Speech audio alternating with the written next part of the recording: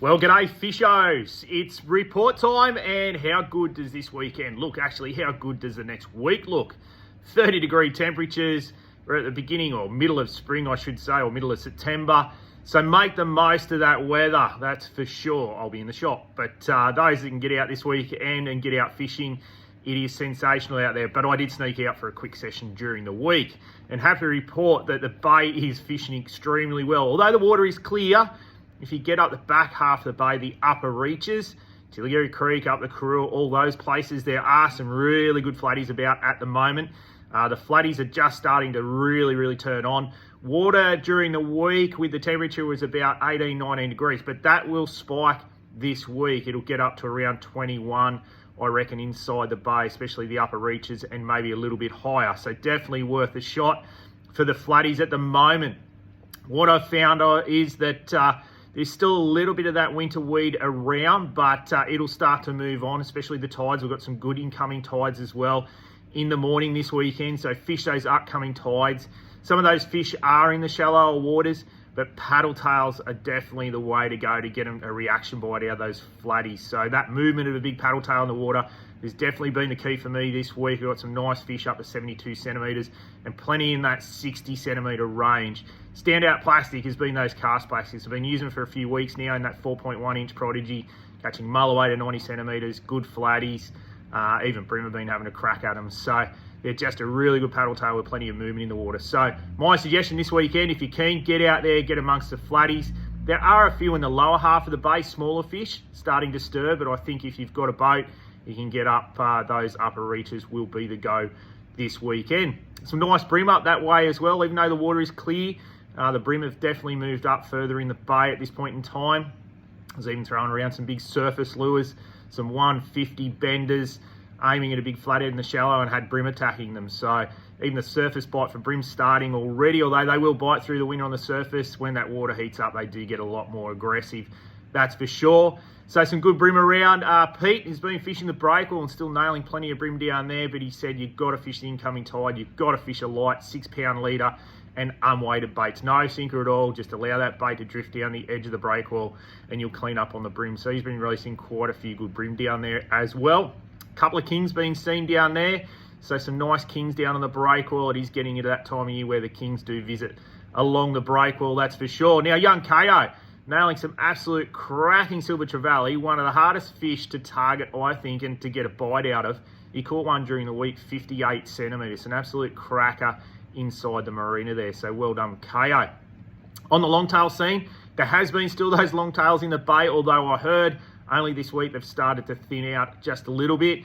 I think with the weather coming this weekend, I think there's going to be a lot of boat activity, and I think that may definitely shut them down. So if you're keen on chasing a longtail, all I can say is get out there at first light and hunt that incoming tide and have a good look around. So, but just be wary, they're going to be spooky, calm conditions, no wind, lots of boat traffic. It is going to be a little bit more difficult, I think, to try and chase them this weekend. So, but get out there and get amongst the flathead action, I say. Anyway, now on the beaches and rocks, it's going to be a little bit calm. We did have a little bit of a pulse in the swell during the week, so it may be still good to fish those washes on that first light program or last light.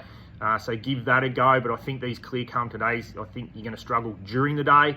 Those first light options are going to be definitely best. There's plenty of salmon and tailor around off the points at the moment, so Barry Park at Fingal, plenty of salmon and tailor up that way, down off 1 Mile and then down off Boat Harbour as well. So if you're keen for a bit of a spin, a couple of bonito mixed in as well at this point in time, so not bad for springtime fishing off the rocks. Plenty of brim still around the washes. The drum have been a little bit quiet, but if you want to throw some baits in the washes, you will find a few brim. And if the swell is definitely calm enough, you could probably aim up on a blue groper. There's plenty of groper around at the moment with those clear conditions. So also on the beaches, a few whiting starting to turn up, strangely enough. A couple of reports of a couple of good whiting caught during the week. Not too many fish, but what have been there have been quality. So some good whiting around. Fingal's been a little bit hit and miss this week. There's a bit of redweed on Fingal, especially towards what we call Green Hills there, so the middle of the beach.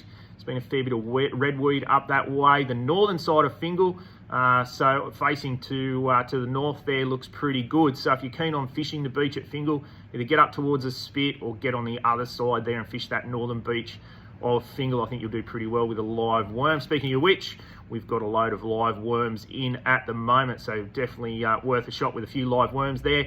Also down off Barooby there, I think this weekend will be really nice down the beach actually. If you want to get the full drive down there, it'll be nice to go for a fish. But also some glamour weather for the beach. The water's still a little bit chilly, but if you can dip a toe in, should be okay. Now on the offshore scene, a couple of guys got out around Allmark in the last couple of days. Some good kings out at Allmark, so some Muda fish out there, which is really good to see. A little bit of a trickle of current to the south there, but with the light winds, you can still fish it there as well. A couple of bark cod there as well. Those longfin sea perch, that's a mouthful. Longfin sea perch are out there, so if you want to downsize your hooks, you will get those as well, and they're pretty tasty on the barbecue, the longfin sea perch, that's for sure. So definitely worth a shot out wider if you want to go and do some bottom fishing on the edge of the shelf there. Haven't heard any reports of yellowfin. I looked at the altimetry and the currents to the north of us off Foster looks absolutely sensational. If that keeps moving down, we will see, I think, another bite of yellowfin, but also striped marlin as well. It looks pretty good up to the north there. So we'll see, keep an eye on that altimetry and see if it comes down towards us. The currents up there swirling around looks pretty good, that's for sure. Now, further inshore, still some good snapper around. Spoke to Paul, been fishing that 40 to 50 metre country, only because the water's been clear, inshore, calm conditions as well. Throwing plastics and getting some really, really nice fish in that 40 to 50 metre range. So if you're keen on doing that, there are some good reds out there. With the conditions the way they are, you'll be able to get the plastics down there, although you don't have to get them to the bottom. Those fish are coming up sort of, obviously a quarter of the way off the bottom and eating those plastics. It's just a matter of getting the right conditions to do that. Strangely enough, a few trag around as well. So some good trag still about the reefs, which is good to see. So definitely worth a shot on the trag. Now closer in, around the washers and things like that, it might be worth a shot from throwing a floating bait into the washers. You might get a snapper on first light there. Still a few bonito around in the washers there if you're keen for a trial. And there are some good kings about in the shallow. So if you're keen on live baiting or stick baiting, definitely worth a shot at a big springtime king. Now, before I go, don't like to get political in our fishing reports, but we really need your help. Now, next Tuesday, I have a meeting and a few others have a meeting in town with Chris Bowens, so the Climate Change Minister, about our lovely wind farms, if you can call them that, the industrial land on the sea. Now, what we need to do is we need a few people, a lot of people, to turn up to Nelson Bay Bowling Club at around 10:45, 11 o'clock to show their non-support of the wind farm. So if you're keen, if you can try and get the day off or the time off, please come up and stand outside and let yourself be known that to Chris that we don't want a wind farm in Port Stephens. So if you can make the effort, I'm making the effort, I'm sure you can too. So we'd love to see some massive support up at Nelson Bay Bowling Club around about 10:45, 11 o'clock next Tuesday. So this coming Tuesday. So there we go. Anyway, that's it for this week and we'll talk next week.